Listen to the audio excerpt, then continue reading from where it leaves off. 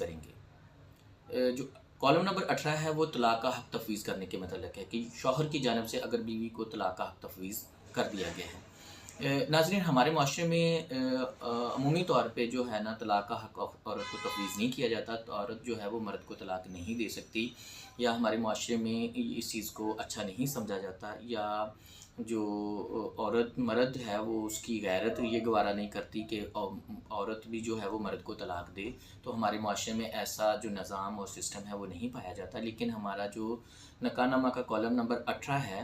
اس کے مطابق اگر کوئی مرد اپنی عورت کو، اپنی بیوی کو طلاق کا حق تفویض کرنا چاہتا ہے تو وہ اپنی طلاق کا حق تفویض کر سکتا ہے۔ وہ جو خاص شرائط طلاق کے حق کے تفویض کے لیے جو درج کی گئی ہیں اس کالم میں، عورت جب چاہے ان شرائط کو پورا کرتے ہوئے اپنے طلاق کا حق تفویض کرتے ہوئے اپنے شوہر سے آزادی حاصل کر سکتی ہے، اس کے نکاح سے